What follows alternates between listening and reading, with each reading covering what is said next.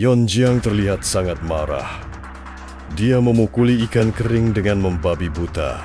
Orang-orang di dapur pun heran dan bertanya-tanya apa yang terjadi hingga membuat Yeon terlihat sekesal itu.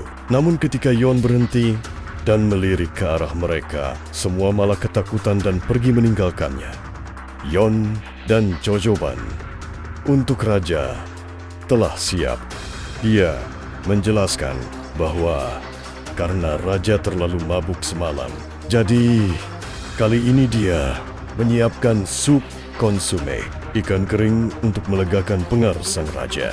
Raja yang mencicipinya terlihat sangat senang dengan itu. Lalu dia bertanya, "Di mana ikan keringnya?" Dengan ketus, Yeon menjawab bahwa ikan telah ditumbuk halus agar mudah dimakan. Sepertinya raja mulai menangkap sinyal bahwa Yeongyong sedang kesal padanya. Oleh karena itu, raja menyuruh semua orang kecuali Yeon untuk pergi. Yeon menjelaskan sesuatu, tapi raja sepertinya benar-benar lupa akan kejadian itu. Akhirnya, raja memutuskan untuk mereka mengambil hidangannya dan mengundang Kasim Changson untuk masuk. Raja bertanya apa yang terjadi semalam. Kasim pun menjawab, semalam raja menempelkan bibirnya ke bibir Yan.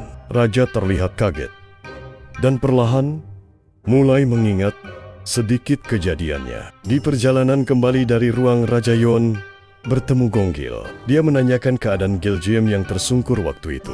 Yeon bilang dia baik-baik saja dan menyampaikan terima kasih karena telah menolongnya. Gonggil bilang dia sedang mencari seseorang, lebih tepatnya orang yang membunuh kakaknya waktu berada di istana.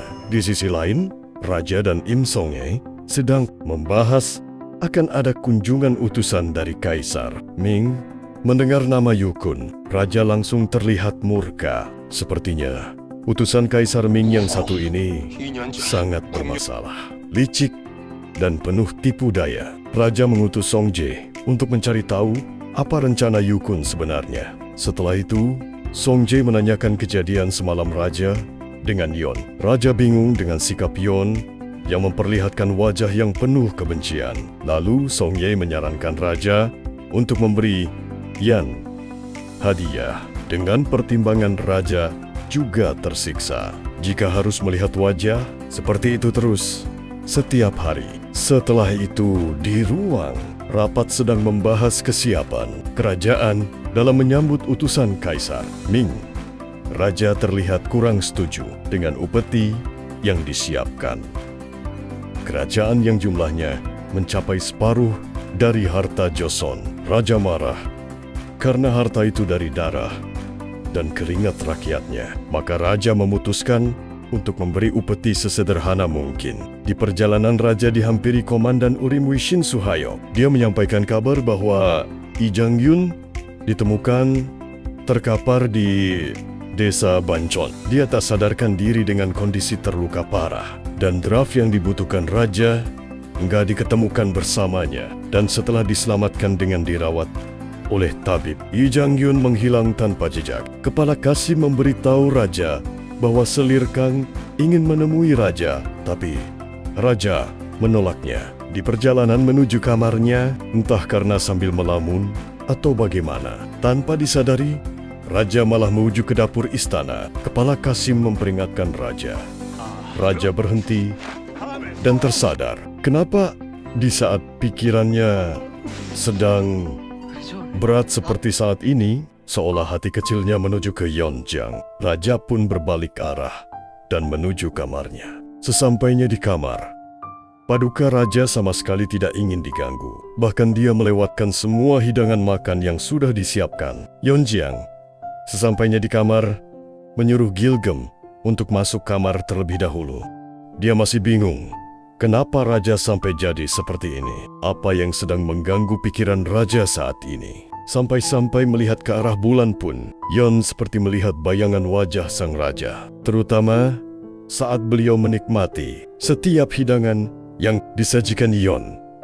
Di sisi lain pun, Raja yang memandang bulan dan terbayang. Yeon berpikir Entah dia lapar kemudian memikirkannya, atau karena memikirkan Yonlah yang membuatnya merasa lapar saat ini. Akhirnya, Raja memanggil Kepala Qasim dan menanyakan kapan makan malamnya siap. Kepala Qasim dan Dayang pun terlihat kaget dan senang. Pada akhirnya, Raja mau makan lagi. Makan malam siap. Yon masuk dan Raja menanyakan apa yang dia bawakan kali ini untuknya. Yon berkata, karena seharian Raja belum makan, dia membuatkan sup ayam untuk menghangatkan perut sang Raja yang kosong. Raja dengan lahap menghabiskan sup ayamnya. Semua pun tampak senang dan lega melihatnya. Keesokan harinya akan ada pemeriksaan kesehatan Raja oleh tabib kerajaan yang akan datang bersama Pangeran Agung Jesan. Selir Kang tampak mempunyai rencana tersendiri untuk menyiapkan makanan untuk sang raja. Sedangkan Kepala Qasim telah mengutus Yon di dapur untuk membuatkan hidangan istimewa untuk tamu tersebut dengan membawakan daging sapi segar. Akhirnya, Koki Maeng memasak sesuai pesanan Selir Kang, sedangkan Yon tetap membuat hidangan sesuai tugasnya. Setelah semuanya selesai, Selir Kang tampak memastikan dan mencicipi hidangan dari Koki Maeng. Setelah selesai mencicipi dan hendak pergi, Selir Kang seperti sengaja menyenggol hidangan yang sudah ditata sedemikian rupa oleh Yon sehingga menjadi berantakan dan harus ditata ulang. Sementara di ruangan lain terlihat Raja yang sedang diperiksa oleh tabib kerajaan dan hasil pemeriksaan fisik Raja nggak ada masalah. Dayang mengumumkan bahwa hidangan telah siap. Lebih tepatnya, 2 hidangan. Hidangan yang dibawa langsung oleh Selir Kang masakan dari Koki Maeng dan hidangan yang dibawa Koki Yon. Raja jelas mempertanyakan apa maksud semua ini dan menegur Selir Kang. Seharusnya hidangan tanggung jawab kepala koki istana saja. Tapi Raja dan Pangeran Agung Jesan tetap mencicipi hidangan Selir Kang sebagai bentuk menghormati beliau. Dan kemudian dengan nada antusias, karena sudah dari jauh hari, Pangeran Agung Jesan sudah ingin sekali merasakan sendiri kemasyhuran cerita orang-orang tentang kelezatan masakan dan kehebatan Koki Yon. Kali ini Koki Yon membuat hidangan ala Jerman yaitu Schnitzel, terbuat dari daging sapi yang ditumbuk sampai tipis, dibaluri tepung roti, dan digoreng. Kemudian mencelupkannya di selai buah asam manis yang membuat masakan ini menendang dan kaya rasa. Raja dan Pangeran Agung Jesan pun dengan lahap menghabiskan semua hidangan Koki Yon dan tak menyentuh hidangan dari Selir Kang. Itu tentu saja membuat Selir Kang makin kesal dan kepanasan. Di kamar sang raja kembali meneruskan menulis bukunya tentang masakan Koki Yon tadi. Sembari membayangkan, ternyata Koki Yon benar-benar sosok wanita yang riang, bijaksana, dan berhati mulia. Sedangkan di kediamannya, Song Ye dan ayahnya sedang membahas perkembangan hubungan Raja dan Koki Yon. Saat memikirkan hadiah untuk Yon, Song Ye seketika baru menyadari bahwa yang sangat diinginkan Yan adalah tas dan isinya, yaitu buku Mangun Rock. Dan dia beberapa waktu yang lalu ternyata sudah menemukannya dan masih menyimpannya. Walaupun menurut Song Ye, nggak ada barang berharga di dalam tas itu. Cuma berisikan barang-barang aneh saja. Keesokan harinya, Song Ye menyerahkan tas itu kepada Raja. Lalu dia memberitahu Raja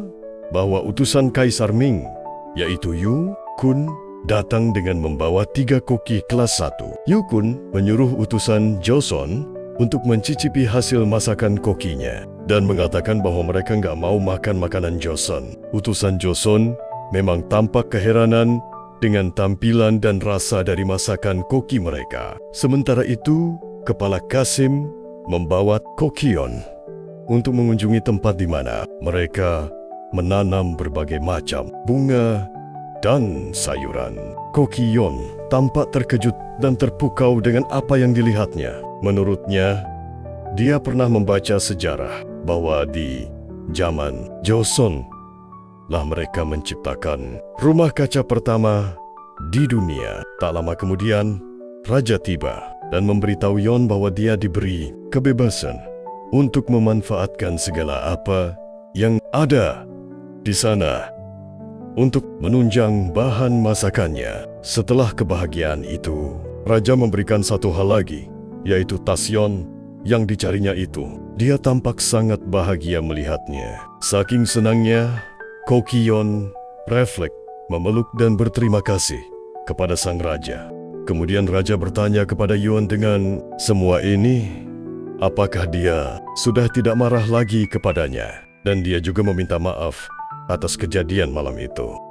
Kokyon pun terkejut mendengar raja meminta maaf dan berusaha untuk membuatnya enggak marah lagi dengan memberi hadiah yang luar biasa itu untuknya. Saat ditanya kenapa, raja tampak kikuk dan menghindar sehingga raja tergelincir dan jatuh. Saat terjatuh, Yon berusaha memegang tangan raja. Tapi karena nggak kuat, Yon pun ikut tertarik jatuh di atas tubuh sang raja. Mereka pun saling menatap hangat. Apa yang akan terjadi selanjutnya di negeri Joseon? Setelah kedatangan utusan dari Kaisar Ming yang angkuh dan licik itu, nantikan kisah selanjutnya di episode 6 ya, guys. Bahagia selalu buat kalian semua. Jangan lupa makan makanan yang sehat. Dan bye-bye.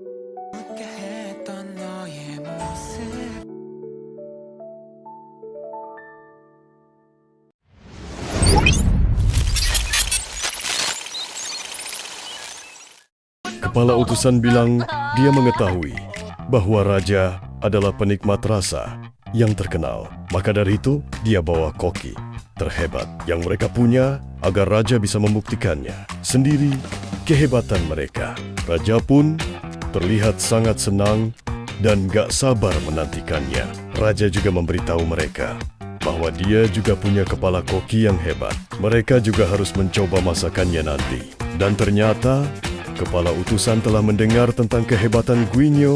Oleh karena itu, dia juga penasaran mendengarnya.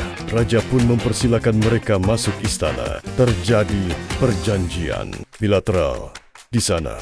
Namun, raja masih meragukan apakah benar itu perintah dari kaisar. Kenapa beliau mengganti keputusan yang telah disepakati sebelumnya? Raja menilai ada sesuatu yang gak beres dengan kepala utusan ini. Sedangkan pertukaran yang ditawarkan sama persis dengan kesepakatan sebelumnya. Kudapan telah siap dan Kokyon pun tampak masuk bersamanya. Kepala utusan lalu menanyakan apa yang disajikan Yon kali ini. Yon menjawab itu adalah makanan. Dia juga menjelaskan bahan-bahan untuk membuatnya. Raja menyuruh Yon untuk menyudahi penjelasan dan mempersilahkan mereka mencicipinya.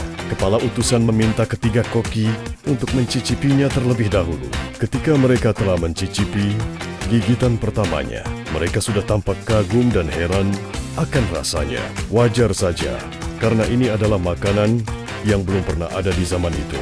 Melihat ekspresi ketiga kokinya seperti itu, kepala utusan nggak tahan untuk mencicipinya sendiri. Dan benar saja, ketika mencicipinya, dia seolah dibawa ke dunia yang berbeda. Nuansa riang yang sangat megah terasa di sana. Begitupun sang raja. Dia juga merasa penasaran atas ekspresi mereka yang sudah mencicipinya. Ketika raja menggigitnya, dia juga merasakan apa yang mereka rasakan. Seperti yang telah diduga sebelumnya, akan maksud tersembunyi dari kepala utusan Kaisar Ming. Dia meminta untuk diadakan kompetisi untuk menentukan upeti yang akan mereka sepakati nantinya. Kokyon merasa sangat beresiko jika ini terjadi, mengingat makanan China sudah diakui dunia akan kelezatan dan keberagamannya. Ditambah lagi, 3 koki terbaiklah yang nanti memasaknya. Dan faktor yang gak kalah penting, kepala utusan Kaisar Ming Siu Kun yang pastinya gak akan membiarkan pihak Joseon menang bagaimanapun caranya. Tapi gak disangka, raja malah menyetujuinya. Kokyon panik dan gelisah berharap keputusan raja bisa dibatalkan saja. Raja balik mengcounter Koki Yon bahwa jika dia menolak tugas ini, maka dianggap sebagai pengkhianatan. Begitu juga jika dia kalah, dan Joseon akan menderita karena upeti yang diminta. Yukun memberatkan rakyat Joseon, maka rakyat dan pejabat istana juga akan mendorong raja agar mengambil keputusan untuk segera menghukum Koki Yon. Sungguh keputusan yang serba salah buat Yon, dan lagi-lagi dia harus mempertaruhkan nyawanya di dalam sebuah kompetisi. Salah seorang pejabat istana memberitahu Ibu Suri tentang adanya kompetisi itu. Dia khawatir akan reputasi Yu Kun yang nantinya bisa menjadi bencana atas seluruh Joseon. Sebenarnya tak ada yang tahu bahwa Ibu Suri masih memiliki hubungan kerabat dengan Kekaisaran Ming. Maka Ibu Suri harus cepat bertindak dengan menyuruh orang untuk segera mengirimkan surat untuk Kaisar Ming tentang situasi saat ini di Joseon dan apa yang telah dilakukan Yukun di sana. Di sisi lain, Pangeran Agung, Jaesan dan Selir Kang tampak sedang berdiskusi, membahas rencana licik mereka untuk memanfaatkan situasi ini. Jika Koki Yon kalah dan Joseon menanggung akibatnya, maka ada alasan lebih mudah untuk semua orang setuju dengan menggulingkan raja karena telah gegabah dengan mempertaruhkan Joseon dalam sebuah kompetisi. Jadi, mereka akan mengupayakan segala cara agar Koki dari Ming menang dalam kompetisi ini. Rencana licik berlanjut dengan negosiasi langsung dengan Yukun. Utusan Pangeran Agung Jaesan mengatakan dia akan membantunya memenangkan kompetisi ini. Dia mempersilahkan untuk meminta pertaruhan yang sangat tinggi, yaitu 100 wanita Joseon, dan juga memanen semua hasil ginseng Joseon.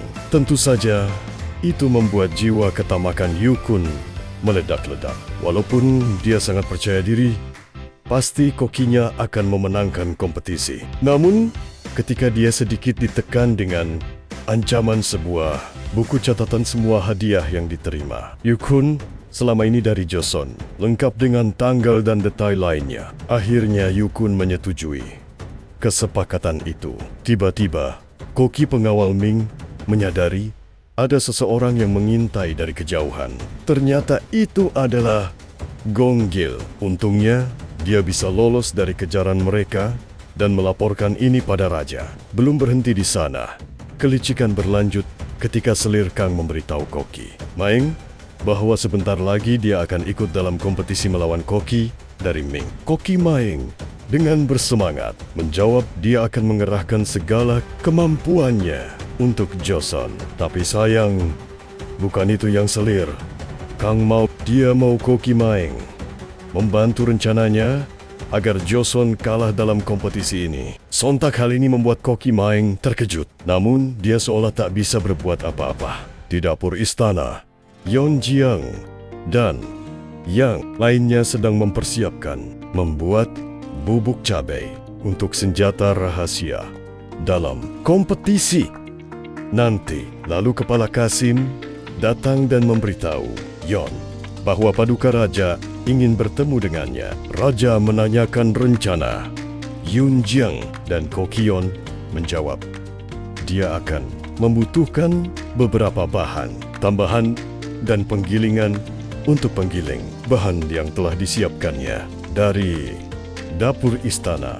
Raja tahu tempat penggilingan ada di Unjongga dan dia memutuskan untuk ikut dengan Yon ke sana. Yong tampak kaget dan mempertanyakan apakah tidak akan menjadi masalah jika Raja pergi meninggalkan istana. Raja menyuruh Yeon segera bersiap sayap berangkat, tapi tidak dengan baju kepala koki istana. Dia harus mengenakan pakaian samaran untuk ke sana. Yan bilang dia nggak punya pakaian lain selain baju milik Gilgam yang dipinjamnya malam itu.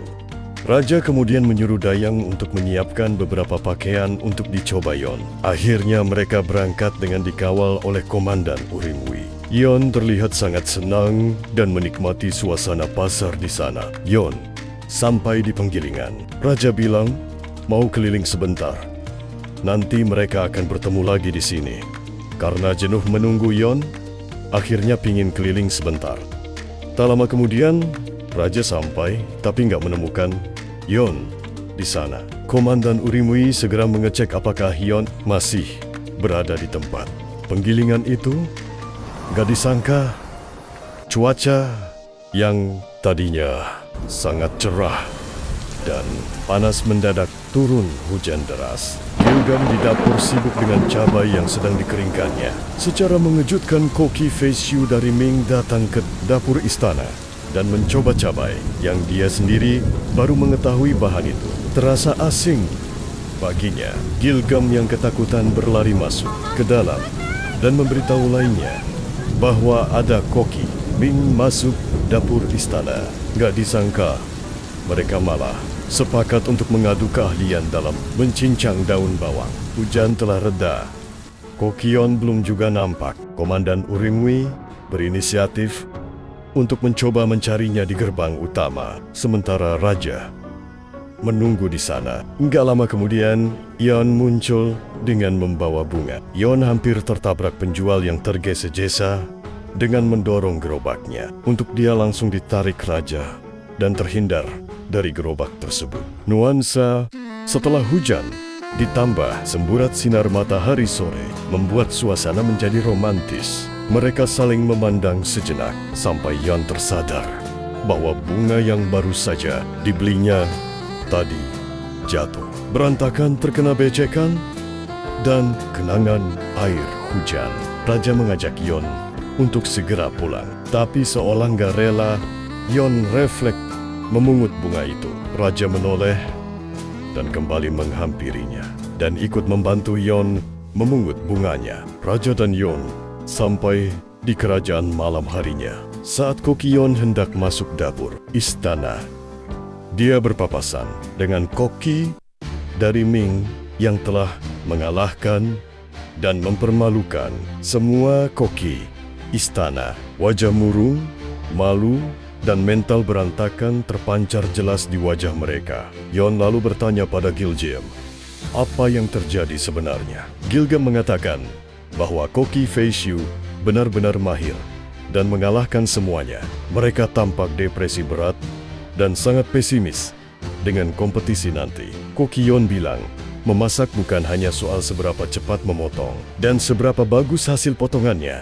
Mereka nggak boleh menyerah. Ini tujuan mereka untuk membuat para koki merasa kalah sebelum bertanding. Akhirnya, Kokion mampu mengembalikan semangat dan mental mereka. Sementara itu, Koki Feishu melaporkan hasil kunjungannya ke dapur istana. Dia bilang, kemampuan dasar mereka sangat payah, tapi sayang, dia tidak bertemu kepala koki istana waktu itu. Tapi dia membawa bahan yang pasti, mereka juga baru mengetahuinya, yaitu cabai. Di istana nampak mereka sudah berkumpul. Raja dan Yukun terlihat sedang menuliskan beberapa undian tentang tema dan bahan memasak untuk kompetisi nantinya. Hasil undian pada putaran pertama adalah mereka harus membuat hidangan daging yang belum pernah ada, hidangan daging yang belum pernah dilihat dunia. Untuk putaran kedua, giliran Kokion dan Koki Bailong yang memilih undiannya, dan hasilnya adalah mengetahui dan berubah, yang berarti saling bertukar. Koki Joseon memasak masakan Ming, Koki Ming memasak hidangan Joseon, dan untuk yang terakhir, Raja menunjuk Pangeran Agung Jesan, dan Yukun meminta Koki Kong Wenli untuk memilih undiannya, dan hasilnya adalah sup dan ginseng. Yukun tampak percaya diri karena Ming sangat termasyur dengan supnya. Melihat itu, Yukun langsung memanfaatkan keadaan dengan meningkatkan taruhannya. Yukun meminta 100 wanita Joseon dan juga hak untuk memanen seluruh ginseng Joseon. Semua tampak cemas. Lalu Raja juga menaikkan permintaannya. Ming hanya mendapatkan setengah dari upeti biasanya, dan Joseon diberikan hak membeli tepung Ming tanpa batas. Kompetisi putaran pertama akan diadakan 5 hari lagi. Para peserta dipersilahkan maju dan saling memberi hormat. Lalu Koki Yon berkata kepada Koki Fei Xiu pisaunya. Kemarin tertinggal di dapur istana. Dia mau mengembalikannya. Setelah dilihat mereka melihat pisau, Fei Xiu sudah dalam posisi yang sama saat dia meninggalkannya di dapur istana. Namun, dalam keadaan tumpul dan rusak parah pada bilahnya. Mereka tampak marah karena itu seolah menantang mereka secara terang-terangan. Apakah Koki Joseon mampu mengalahkan kehebatan para Koki Ming? Ataukah mereka benar-benar mempertaruhkan negeri Joseon di ambang kehancuran? Saksikan keseruannya di episode 7 ya guys. Bahagia selalu buat kalian semua. Jangan lupa makan makanan sehat. Dan bye.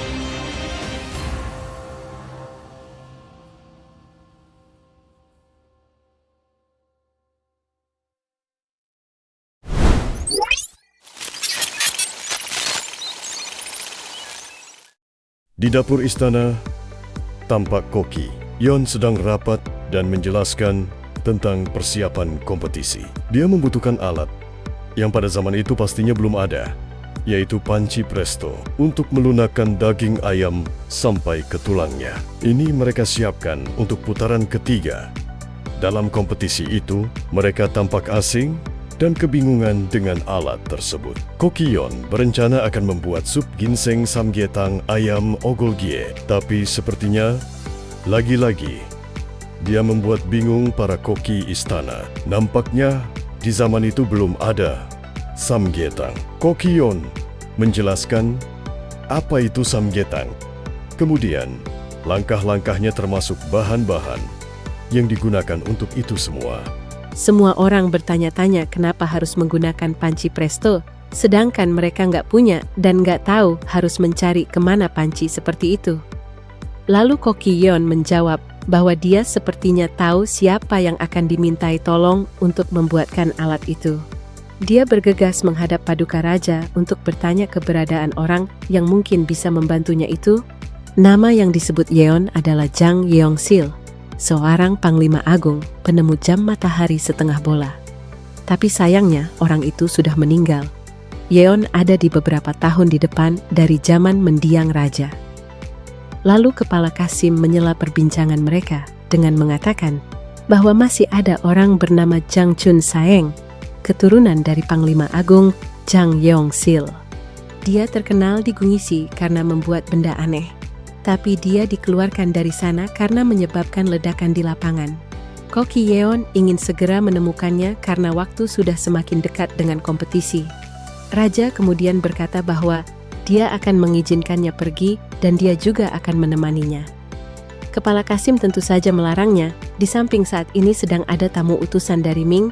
Perjalanan itu sangat jauh dan bisa membahayakan raja. Raja dengan berat hati melepas kepergian Yeon. Tapi Raja juga mengutus Song Jae untuk mengawalnya. Baru beberapa langkah ke depan, Raja sepertinya sudah gelisah dan berubah pikiran.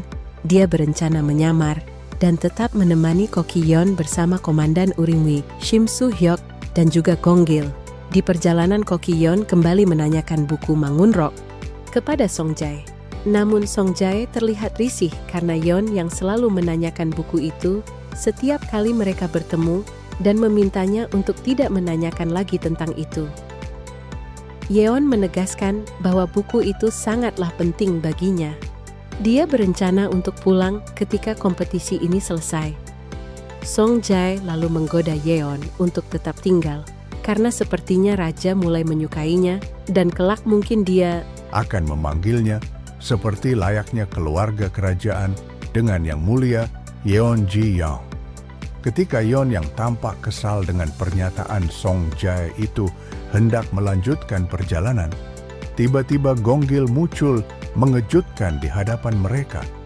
Tak hanya itu, ternyata Raja dan Komandan Urimwi juga sudah mengikuti dari belakang mereka. Raja menyuruh Song Jae untuk kembali ke istana dan mengurus sementara keadaan istana selama dirinya pergi mengawal Yeon. Song Jae yang berusaha untuk melarangnya, tapi nggak bisa berbuat apa-apa lagi ketika Raja sudah memutuskan keinginannya. Walaupun Song Jae telah mengumumkan bahwa paduka raja sedang sakit dan nggak bisa diganggu, tapi berita tentang beliau meninggalkan istana bersama Koki Yeon sudah banyak diketahui termasuk oleh Pangeran Agung Jaesan. Tentu saja itu membuatnya memikirkan sebuah ide. Mereka sudah mempunyai pasukan terlatih di Gunung Guwol.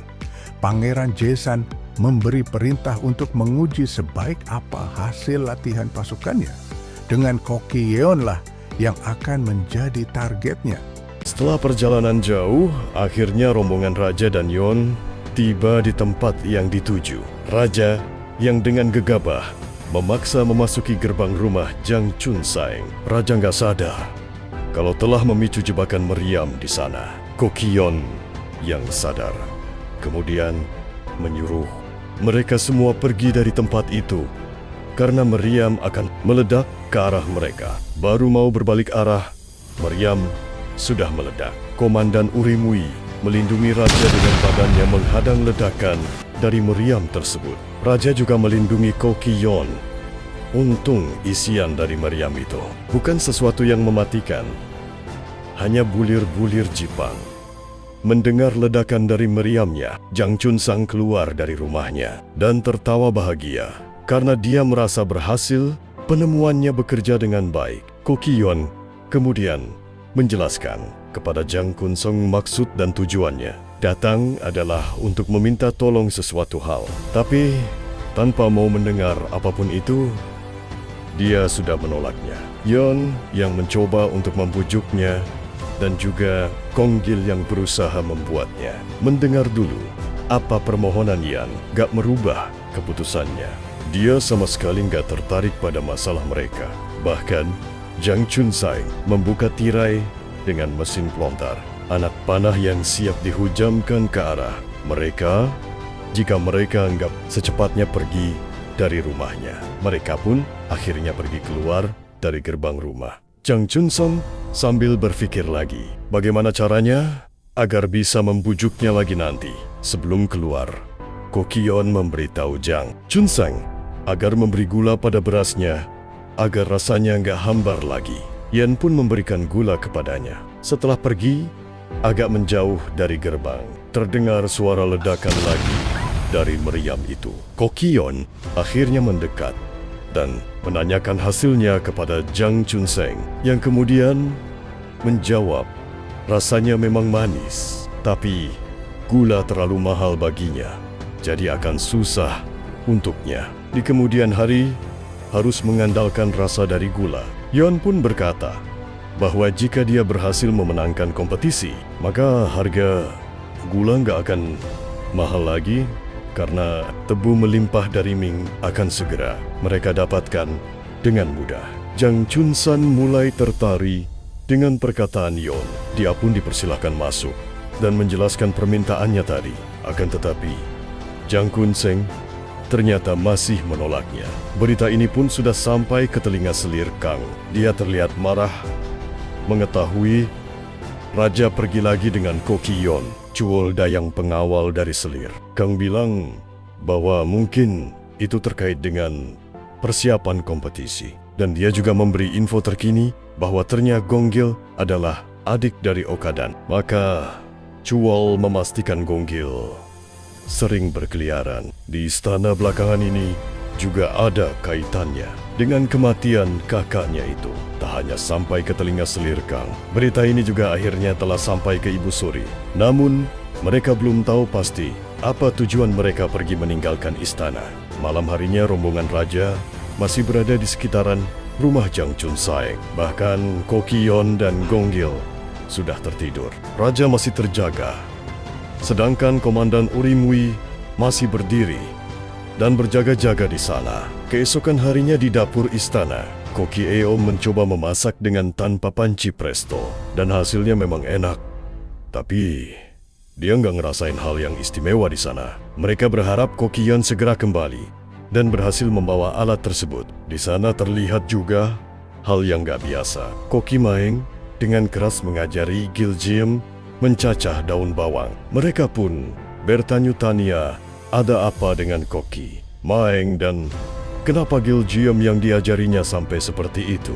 Di sisi lain, terlihat Koki. Feixiu datang menemui Pangeran Agung, Jesan, dan hendak menawarkan pertukaran barang. Sementara itu, rombongan raja juga tengah kebingungan mencari ide untuk membujuk Zhang Chunsang di tengah hujan yang tak kunjung reda di sana. Gonggil nyeletuk pasti akan sangat nikmat. Di saat hujan seperti ini, mereka sambil menikmati Pajeon dengan Magion. Kokion langsung mempunyai ide. Mereka bergegas membeli bahan-bahan untuk memasaknya. Mereka mulai memasak dan meniupkan aroma ke arah rumah dari Zhang Chunsang. Berharap dia mau keluar dan menikmatinya. Dan tak lama kemudian, Zhang Kang Sengdu pun gak tahan untuk keluar dan melihat aroma apa yang menggodanya itu. Meskipun awalnya malu-malu gengsi atau apapun itu, setelah melihat rombongan raja begitu menikmati Pajeon dan Makgeoli, akhirnya Zhang Konseng gak tahan lagi. Dia langsung saja mencomotnya dan memakannya. Dan dia benar-benar takjub dengan masakan Koki.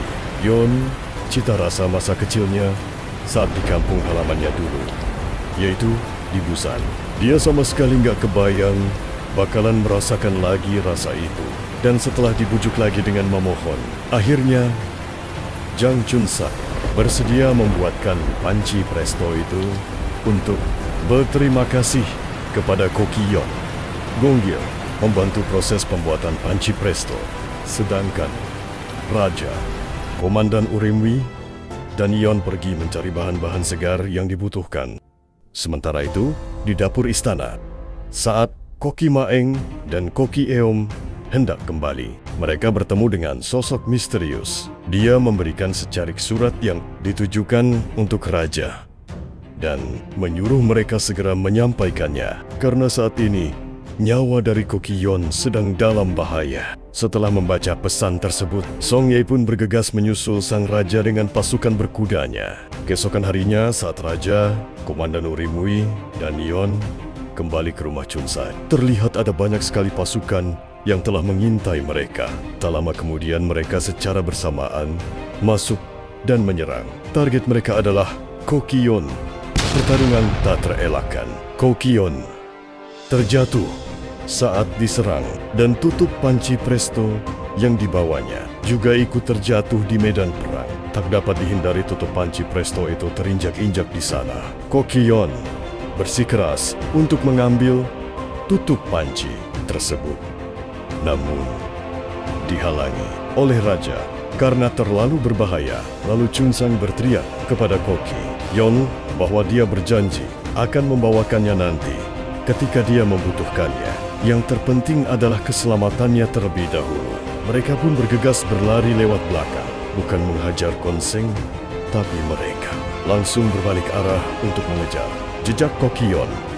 Chunsang mengambil tutup pancinya, tapi ternyata sudah rusak. Pasukan asasin masih mengejar raja. Komandan Urimwi menyuruh mereka melanjutkan pelarian, sementara dia akan menahannya di sana. Mereka pun berlari sekuat tenaga sesampainya di persimpangan jalan. Karena terlihat masih banyaknya jumlah asasin yang mengejar, kini giliran Gonggil yang meminta mereka berlari dan dia yang menahannya di sana. Walaupun begitu, ternyata masih banyak jumlah asasin yang mengejar Raja dan Yon. Raja sampai terluka di bahunya karena pertarungan itu.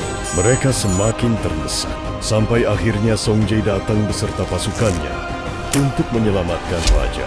Kokion tak sanggup lagi dan jatuh pingsan. Setelah semua asasin terkalahkan, muncul Gonggil yang terluka dan juga Komandan Urimwi. Raja bersyukur mereka selamat. Tak lama kemudian, Yon pun tersadar. Dia lalu bangkit dan meminta semuanya untuk bergegas kembali ke istana.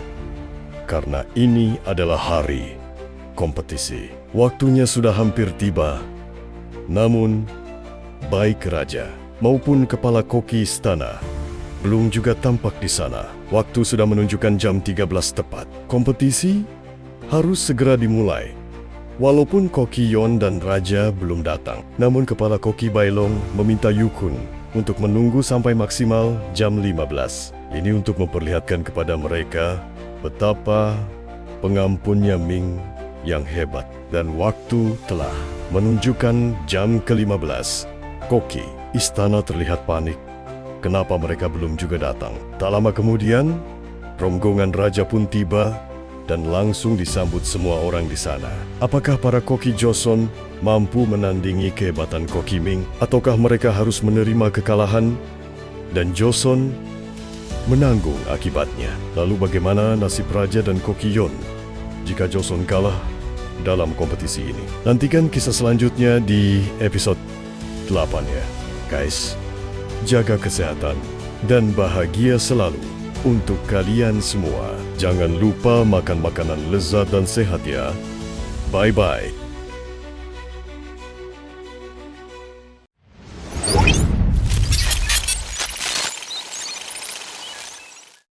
Semua koki sudah bersiap dan kompetisi pun dimulai. Sesuai kesepakatan di awal, babak pertama kali ini bertemakan hidangan daging yang belum pernah ada di dunia. Baru memasukkan dagingnya ketika Koki Yeon menanyakan bubuk cabai kepada Koki Min, ternyata bahan utama untuk mendapatkan cita rasa yang belum ada sesuai tema tersebut telah hilang entah kemana. Mereka pun terlihat panik karena perencanaan sudah matang sebelumnya. Dengan tidak adanya gochujang dan gochugaru atau bubuk cabai, maka mereka terpaksa harus mengganti masakannya.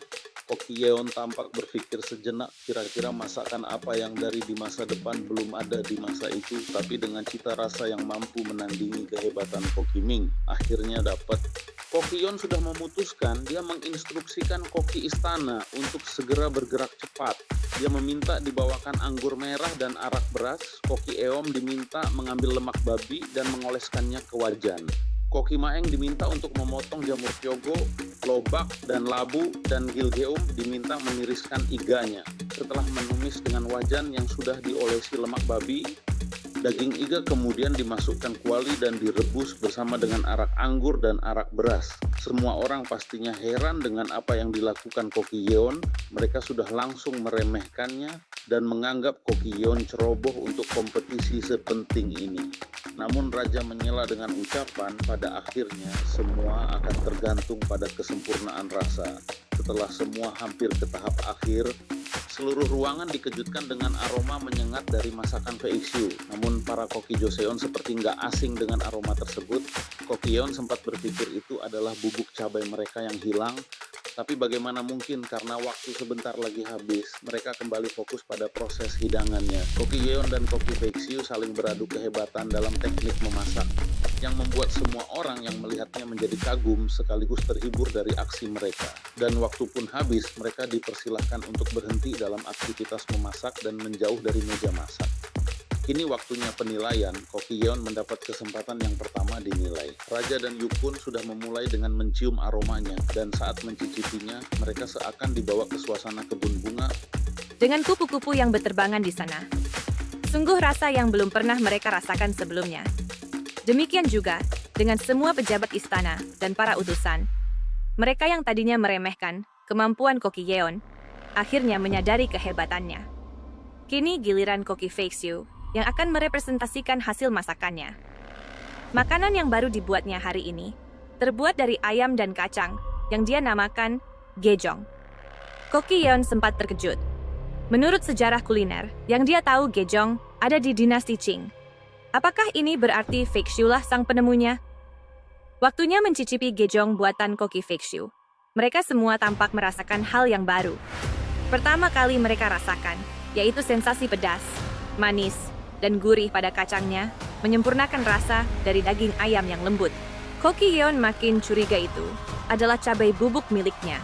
Ketika Koki VXU enggan membeberkan apa di balik bumbu yang dia sebut rahasia itu. Waktunya penilaian. Kedua juri telah menuliskan nilai untuk lawan mereka. Saat hasil hendak dibuka untuk diumumkan, Koki Yeon berteriak menyela. Sebelum hasil diumumkan, dia ingin mencicipi masakan Ming terlebih dahulu untuk memastikan satu hal, yaitu bahan yang mereka gunakan. Tentu saja, Yukun menolak. Akan tetapi, Bailong malah mengambil hidangan dan mempersilahkan Koki Yeon untuk mencicipinya. Akhirnya tercapai kesepakatan bahwa kedua belah pihak diperbolehkan mencicipi masakan lawan masing-masing. Koki Bailong terlihat sangat kagum dengan rasa masakan dari Koki Yeon. Sedangkan Koki Yeon merasa rasa pedas itu semakin jelas dari bubuk cabainya. Lalu dia bertanya, apakah dia membawa sendiri bahan ini dari Ming? Lalu Koki Bailong menanyakan itu langsung kepada Koki Feishu. Koki Feishu menjawab, dia mendapatkannya dari cara yang sah dari Joseon. Koki Bailong marah besar. Walaupun dia tidak mencurinya, dia yang sudah tahu bahan itu akan digunakan Yeon dalam kompetisi ini. Tidak sepantasnya dia mengambilnya dengan cara apapun. Oleh dasar itu Koki Bailong mengakui kekalahannya pada putaran kali ini. Koki Feishu yang tidak terima dipermalukan akhirnya buka suara tentang dari siapa dia mendapatkannya. Dan dia bilang itu dari Pangeran Agung Jaesan. Semua tampak terkejut, tapi tentu saja Pangeran Agung Jaesan memiliki 1000 cara untuk mengelak dengan kelicikannya itu. Pangeran Agung Jaesan mengatakan bahwa dia tahu ada bahan yang tak layak dan membahayakan bagi kesehatan istana. Maka dia berniat untuk membuangnya. Ternyata malah Koki Feishu meminta pertukaran dengan Hua Jiao dari Ming. Jadi itu menurutnya menjadi hal yang sangat menguntungkan bagi Joseon. Koki Bailong bersikeras untuk menyuruh Feishu mengakui kesalahannya karena perbuatannya itu tidak pantas dilakukan dalam sebuah kompetisi.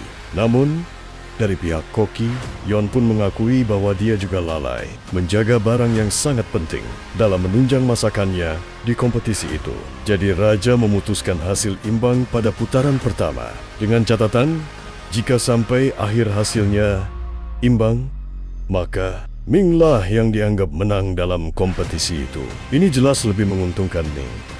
Tapi hasil ini pun dengan pertimbangan matang sang raja yang sudah mengetahui dari kode Songhye bahwa Yu Kun cuma memberi nilai 4 pada masakan Joseon, sedangkan raja memberi nilai 7 pada masakan Ming. Maka jika hasil penilaian harus dibuka, Joseon akan kalah. Raja mulai berpikir bahwa seenak apapun masakan Joseon nantinya, pasti Yu Kun akan memberi nilai rendah agar Ming menang. Putaran pertama resmi selesai dan mereka akan bertemu kembali di waktu dan tempat yang sama di putaran kedua nanti. Saat mereka hendak pergi meninggalkan tempat kompetisi, Koki Istana dicegat rombongan Koki Min.